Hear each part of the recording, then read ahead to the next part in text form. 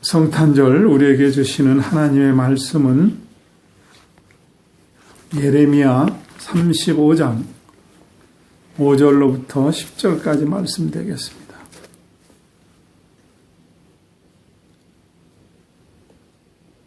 말씀 구약 예레미야 35장 5절로 10절을 함께 합독하도록 하겠습니다. 내가 레갑 족속 사람들 앞에 포도주가 가득한 사발과 잔을 놓고 마시라 권하매 그들이 가로되 우리는 포도주를 마시지 아니하겠노라.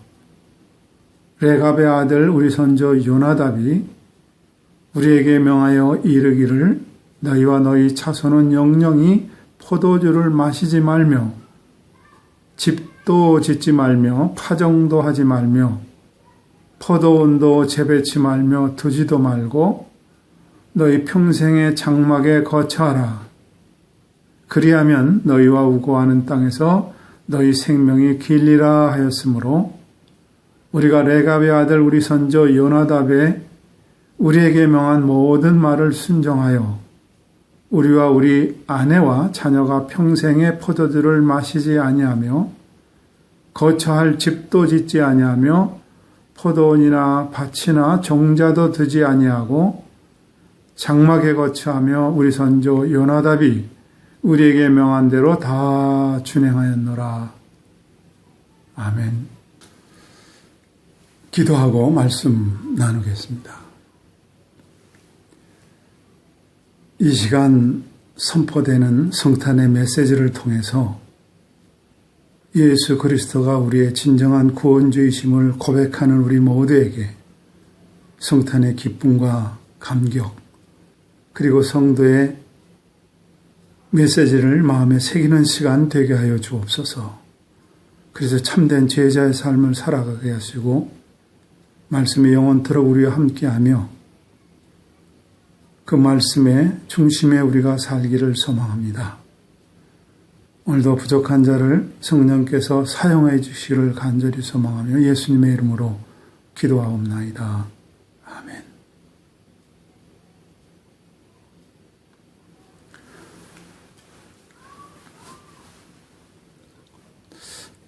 제가 어렸을 때에는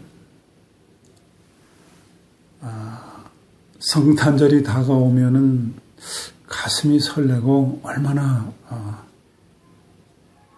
기뻤는지 모릅니다.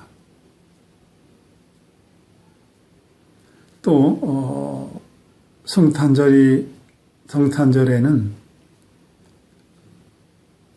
학생부가 모여서 가가호 집 앞에 가서 고요한 밤 거룩한 밤 기쁘다고 오셨네. 그리고 성탄절 찬송을 집집마다 불렀던 기억이 납니다. 믿는 가정에 가서도 불렀고 안 믿는 가정에 가서도 성탄절 찬송을 했습니다.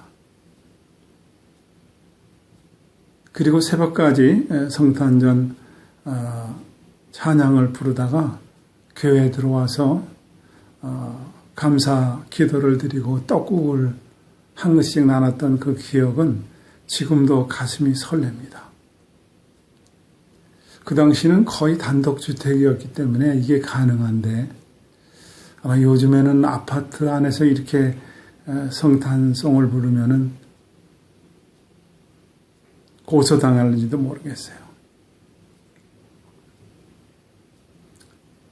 이렇게 가슴 설레고 그리고 기뻤던 성탄절이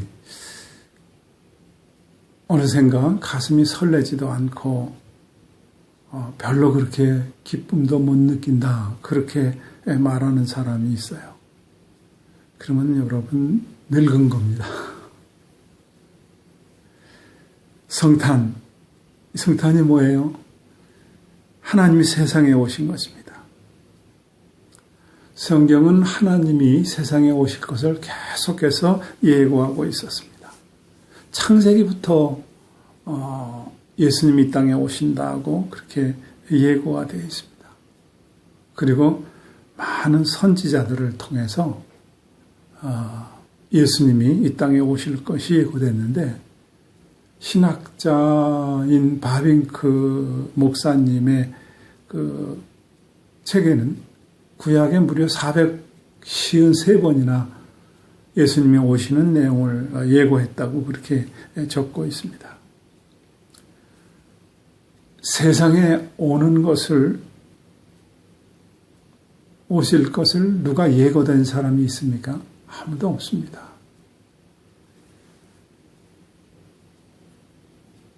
불교에 창시를 한 석가가 이렇게 온다고 예고됐어요? 없습니다. 유교에 창시가 된 공자 예고된 게 없습니다. 회교의 시작인 마호메드가 이렇게 올 거라고 예언된 게 아무것도 없습니다. 그런데 예수님은 많은 선지자들을 통해서 태어날 장소, 또 이름까지 미리 지어졌고 누구한테서 태어날 것까지 다 예고되어서 그대로 오셨습니다. 이사야 7장 14절에 보면은 보라 처녀가 잉태하여 아들을 낳을 것이요 그 이름을 임마누엘이라 하리라 그랬어요. 임마누엘, 하나님이 우리와 함께 하신다는 뜻 아닙니까? 미가서 5장 2절에 보면은 베들레헴에서 이스라엘을 다스릴 자가 온다는 거예요. 그는 태초의 시작이다 그랬어요. 베들레헴에서 출생할 것. 이름도 예수라고 지어져서 예수는 우리를 죄에서 구원할 자다. 창세 이후로부터 쭉 이렇게 예언됐다가 그분이 오셨다는 것이 성탄절입니다. 그럼 왜 하나님은 육신을 입고 이 땅에 오셨는가? 죄와 죽음의 문제를 해결하기 위해서였습니다. 죄의 문제 아무로도 해결할 방법이 없습니다. 죽음의 문제 어떤 것으로도 죽음의 문제를 해결할 수가 없습니다. 아무리 돈이 많아도 아무리 지식이 많아도 아무리 높은 권자에 있어도 죄의 문제, 죽음의 문제는 해결할 수가 없습니다. 인간의 역사 이야기가 뭐예요? 죄와 죽음에 대한 이야기입니다. 성경의 이야기가 뭐예요? 다 죄와 죽음에 대한 이야기입니다.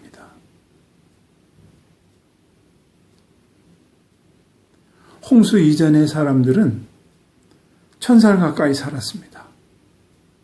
그런데도 전부 다 죽었더라로 끝났어요. 죽음을 해결할 수 있는 사람은 없습니다. 성경에는 가인의 산이로부터 시작해서 노아의 홍수로 이 세상을 모두 쓸어버릴 때에 사람들의 죄가 강포하고 죄로 가득 차다 그랬습니다.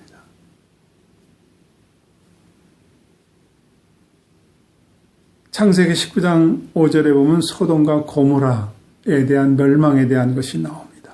얼마나 죄가 많은지 이 소돔과 고모라 성을 유황불로 심판할 때 천사 둘이 여호와의 사자가 왔습니다. 그래서 롯의 집에 왔을 때 롯이 모셔드리죠. 근데 그 당시 얼마나 죄가 간영한지 천사 두 사람을 내놔라. 우리가 그들을 상관하겠다. 이렇게까지 나옵니다. 창세기 19장 5절입니다. 롯을 부르고 그에게 이르되 이 저녁에 내게 온 사람이 어디에 있느냐 이끌어내라. 우리가 그들을 상관하리라 그랬어요. 그래서 하나님의 사자들에게 이렇게 하면 안 된다. 롯이 말리합니다. 내게 두 딸이 있는데 아직 남자를 알지 못하는 두 딸이 있다. 내 딸을 내어줄 터이니 이 사람들한테 이 천사들에게 여호와의 사자에게 이렇게 하면 안 된다 그랬어요. 그런데 그들이 힘으로 막무가내로 밀고 들어오니까 창세기 19장 11절에 보면 그들의 눈을 멀게 해버립니다. 이 정도로 죄가 관영했습니다. 노아의 홍수 때도 소돔과 고모라 때도 죄로 가득 찼습니다. 성경에는 죄에 대한 이야기를 많이 적고 있어요. 엘리 제사장은 가문이 타락을 했습니다. 자식들이 제사 드리기 전에 갈고리로 건져내서 좋은 부위를 자기가 먹습니다. 수정드는 성전의 여인들을 강제로 범합니다. 제사장 집안이 죄로 가득 탄 걸 얘기합니다. 성군이라고 했던 다윗이 간음죄로, 간접 살인으로 왕도 죄를 짓는 얘기를 성경에서는 말하고 있습니다. 또 예수님이 탕생할 즈음에는 황제들의 권력자들의 죄, 헤롯 왕의 죄, 종교 지도자들의 타락, 죄를 계속해서 적고 있습니다. 여러분, 유명한 소설의 주 내용이 뭐예요? 다 죄에 가는 것입니다. 미국이 그렇게 자랑하는 나다나엘 호던의 주온 글씨도 죄에 대한 얘기 아닙니까? 여러분, 셰익스피어의 많은 작품이 있습니다. 햄릿, 맥버드, 리오왕, 다 죄에 관한 얘기입니다. 여러분, 톨스토이, 도스토옙스키의 부활이나 죄의 벌, 이거 다 죄에 대한 얘기입니다. 인간의 역사, 성경의 역사는 다 죄에 대한 얘기를 적고 있습니다. 근데 이 죄와 죽음의 문제를 해결할 수 있는 방법이 없어서 하나님이 육신으로 이 땅에 오셨습니다. 그리고 죄의 문제를 해결했다는 거예요. 죽음의 문제를 해결했다는 거예요. 구약에서는 사람이 죄를 지으면은 짐승의 피를 가지고 짐승의 피를 뿌려서 또 짐승을 태워서 죄를 용서받았습니다. 근데 끊임없는 인간의 죄가 이 세상에 있는 모든 짐승 다 죽여도 해결할 방법이 없었습니다. 율법을 이룰 수가 없었습니다. 그래서 예수님께서 오셔서 이 땅에 오셔서 십자가에 피 흘려 죽으심으로 그 보혈로 모든 인류의 죄를 용서하셨다는 거예요. 이것이 예수님의 오심이고 이것을 복음이라고 그러죠. 복된 소식이라고 합니다. 여러분, 우리는 지금 말라기 공부를 하고 마지막 시간을 남겨두고 있는데 말라기 하면 구약 성경의 마지막 아닙니까? 말라기 하면은 선지자 중에 마지막입니다. 그 말라기 4장에 밖에 안 되는 그 4장의 마지막이 예수님이 이 땅에 오신다는 것을 얘기하고 있습니다. 그러니까 구약 성경의 가장 중요한 메시지는 예수님이 오신다는 거예요. 그러면 그 당시에 종교 지도자들은 예수님의 오심을 고대해야 되는데 전부 다 무관심이었어요. 권력을 가진 자들은 오히려 이스라엘의 왕이 태어났다니까 2세, 2세 이하들을 다 학살을 하기까지 합니다. 그런데 예수님을 고대하는, 오심을 고대하는 사람들이 있었어요. 아주 소수의 사람들입니다.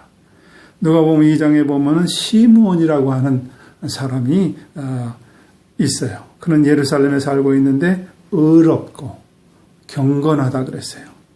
그리고 성령이 늘 그 위에 함께하는 사람이라고 그랬어요. 이 시므온이 예수님의 탄생을 봅니다.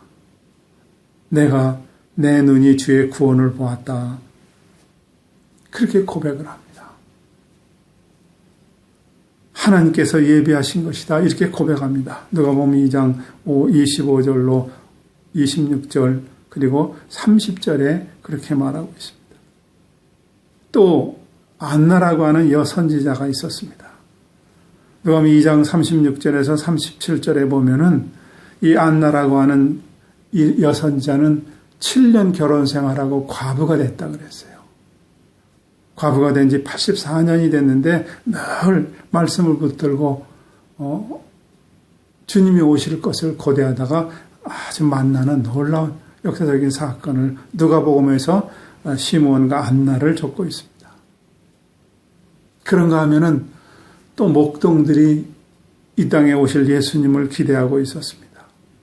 오늘 본문 들어가 보면은요 5절에 레갑 족속이라고 그랬어요. 포도주를 마시라고 권함에 6절에 보니까 우리들은 포도주를 마시지 아니하겠노라 그래요. 왜냐하면 우리 선조 요나답이 우리에게 명하여 이르기를 너희와 너희 자손은 영영이 포도주를 마시지 말라. 선조들의 이야기를 듣고 그대로 준행했습니다. 그리고 7절에는 이 레갑 족속 후손들에게 집도 짓지 말고 파종도 하지 말며 포도원도 재배하지 말며 평생의 장막에 거하라 그랬어요. 그랬더니 정말 8절 9절 그들은 집도 안 짓고 파종도 하지 않고 곡식도 안 심고 술도 안 마시고 10절에 보니까 다 준행하였더라 그랬어요. 여러분 집도 없어요. 농사도 안 져요. 술도 안 마셔요. 이 사람들이 누구예요? 바로 목동들입니다. 레갑 족속 어느 주석에는 갈렙의 후손들이라고 적고 있기도 합니다. 다시 말해서 가난한 사람들, 공부도 못한 사람들, 아주 빈천한 사람들이에요. 이 사람들이 그 당시에 목동이었습니다. 얼마나 이 사람들이 빈천하고 사람들 사이에서 소외됐는지 열왕기 하 24장 14절에 보면은 저가 예루살렘의 모든 백성과 모든 방백과 모든 용사합 1만 명과 모든 공장과 대장장이를 사로잡아가며 빈천한 자 외에는 그 땅에 남은 자가 없었더라 그랬어요. 바벨론이 남유다를 점령하고 많은 사람들을 끌고 갔습니다. 군사들도 군인이 될 만한 사람도 끌고 가고 기술이 있는 공장과 대장장이까지 끌고 갔어요. 근데 안 데리고 간 사람이 있어요. 빈천한 자들은 그 땅에 남았다 그랬어요. 이게 누구예요? 목동들이었습니다. 아무데도 쓸모가 없어서 데리고 가질 않았어요. 아마 요즘으로 말하면 인도의 불가촉 천민, 그 계급 중에서 최하위에 있는 그런 사람들 취급을 했습니다. 근데 누가 예수님의 탄생을 맞이할 수 있었느냐는 거예요. 성전을 떠나지 않고 말씀을 믿고 기다렸던 시므온, 안나, 이 두 노인네와 목동들 뿐이었습니다. 여기서 참 많은 생각을 해보게 됩니다.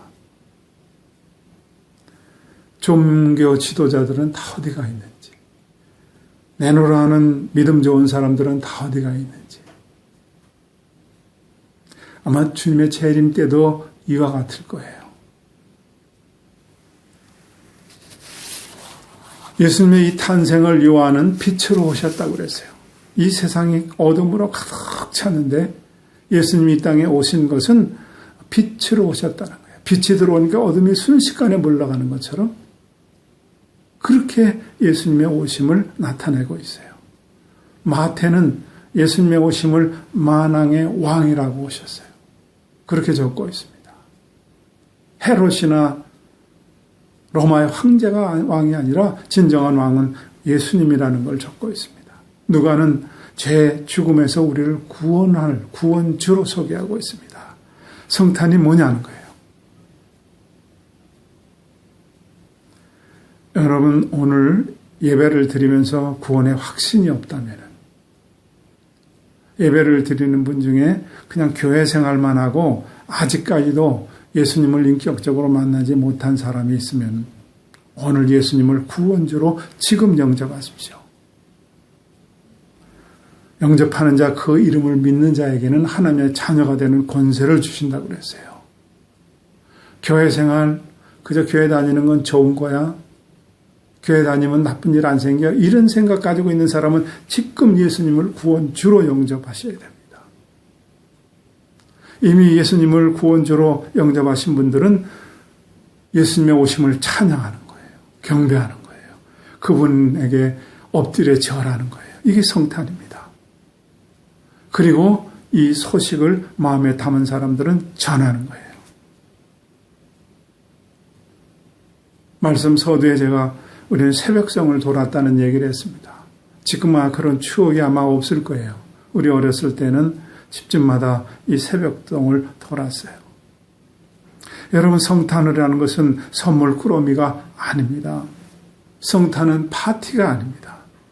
성탄은 가족의 휴가도 아닙니다. 오바마 대통령이 비기독교인들이 반발하기 때문에 메리 크리스마스를 바꿔서 해피 할라데이라고 바꿨다 그랬어요. 그러니까 트럼프가 당선되면서 나는 다시 메리 크리스마스를 부를 거다고 할 만큼 논쟁이 있는 이 날, 믿는 우리들은 어떻게 해야 되느냐? 이 성탄은 죄와 죽음의 문제를 해결하시기 위해서 오신 주님을 찬양하는 날이에요. 경배하는 날이에요. 엎드려 그분께 절하는 날이에요. 그리고 이것을 전하는 거예요. 그런데 요즘의 성탄절은 행사 위주로 많이 변해서 참 안타까운 일들이 많습니다. 어느 집사님 글에 아직도 잊혀지지 않는 글이 있어요. 성탄절에 아이와 함께 백화점에 선물을 사려고 갔어요. 가서 보니까 산타 할아버지하고 사진 찍느라고 아이들이 쭉 길게 줄을 서 있는 거예요. 그래서 이 엄마도 자기 아이와 함께 산타 할아버지와 사진 찍으려고 이제 줄을 서고 있는 거예요. 근데 줄이 길고 잘 줄어들지가 않는 거예요. 그러니까 아이가 힘들어서 엄마한테 엄마 여기는 산타 할아버지 만나는 줄인데 예수님 만나는 줄은 없어? 그리고 한마디를 툭 무심코 던졌어요. 아마 주일학교에서 배운 대로 얘기를 했는지 모르겠어요. 그래서 엄마가 집에 돌아와서 한참을 울었다는 그런 글이에요. 아, 그렇구나. 성탄절에 내가 주님을 생각하지 않았구나. 그런 글이 아직도 기억이 나고 마음에 와 닿습니다. 여러분 김환영 시인의 울꽃이라는 글을 읽어보셨는지 모르겠어요. 할머니 어디 가세요? 예배당 간다. 그런데 왜 울면서 가세요? 울러 간다.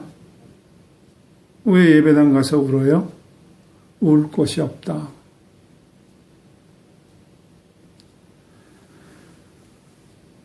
저하고 연배가 비슷한 장로님이 저한테 카톡을 보내셨어요. 목사님 요즘에 자주 눈물이 납니다. 그래요. 그래서 제가 답신을 저하고 연배가 비슷하니까 나이가 그런 거 아닐까요?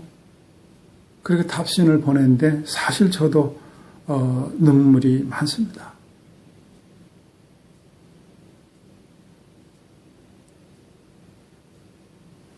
예수님도 이 땅에 오셔서 여러 차례 우신 기록이 있어요. 특별히 예루살렘 성을 내려다보시고 울었어요. 타락한 지도자를 생각하고 암탉이 병아리를 품으려고 얼마나 하더냐. 근데 너희들이 모이지 않았다. 그리고 예루살렘 성을 내려보시고 울으셨어요. 많은 사람들이 종교적인 열심은 있는데 핵심이 없어요. 하나님의 은혜가 아니고 자기 의를 가진 사람이 많잖아요. 저 자신을 봐도 눈물이 납니다. 예수님은 또 나사로가 죽었다고 고쳐달라고 연락이 왔을 때 가셔서 남은 가족들과 함께 우신 내용도 나옵니다. 성탄절은 기쁜데 성탄의 본질이 흐려진 것 때문에 눈물이 나요. 교회를 보면 눈물이 나요. 코로나 바이러스 때문에 생업이 어려워진 사람들을 보면 또 눈물이 나요. 기쁜데 왠지 모르게 눈물이 나요. 가난한 성도들을 보면은 왠지 눈물이 나요. 예수님이 이 땅에 오신 것은 성탄절은 최종적으로는 십자가의 죽으심으로 그 보혈로 우리의 죄를 사하시고 생명을 주신 것이지만 살아있는 동안에는 예수님께서 아프고 힘든 사람들의 어깨를 내어주고 손을 잡아주신 게 성탄이에요.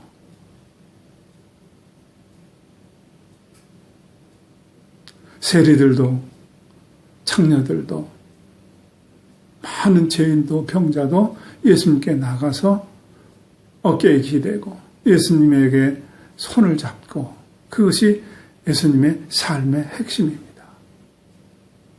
예수님을 영접할 때만은 여러분은 하나님의 자녀예요. 하나님의 자녀는 하나님께 가야 되는데 천국에 입성하기 전까지 우리의 삶이 성탄으로 오신 육신을 가지고 이 땅에 오신 주님의 삶을 우리가 살아가야 되지 않을까. 그래서 그렇지 못한 나 자신을 보고 교회를 보고 눈물이 나요. 김환영 시인의 울꽃, 나하고 나이가 비슷한 연배가 비슷한 장로님이 눈물이 난다는 그 눈물이 바로 저도 비슷한 생각을 하고 눈물이 납니다. 성탄 기쁜 날입니다. 하나님을 경배하고 찬양하신 여러분, 그 성탄의 소식을 오늘 목자들처럼 전하는 일이 우리의 사명입니다. 이 말씀이 여러분 마음속에 잘 담겨지기를 주님의 이름으로 축복하고 기도합니다. 함께 기도하겠습니다. 하나님 아버지, 오늘도 말씀을 들었습니다. 성탄의 분명한 본질을 마음에 새겼습니다. 말씀대로 살아갈 수 있고 세상을 보고 가난한 성도를 보고 또 소외되고 외로운 자들을 바라보며 같이 울며 어깨를 내주고 손을 잡아주는 우리가 되게 하옵소서. 빈천한 목자들이지만 주님이 오심을 전하는 그러한 역할을 우리가 해야 된다는 것을 알게 하셨으니 그렇게 행동하는 저희들 되게 하여 주옵소서. 예수님의 이름으로 기도합니다.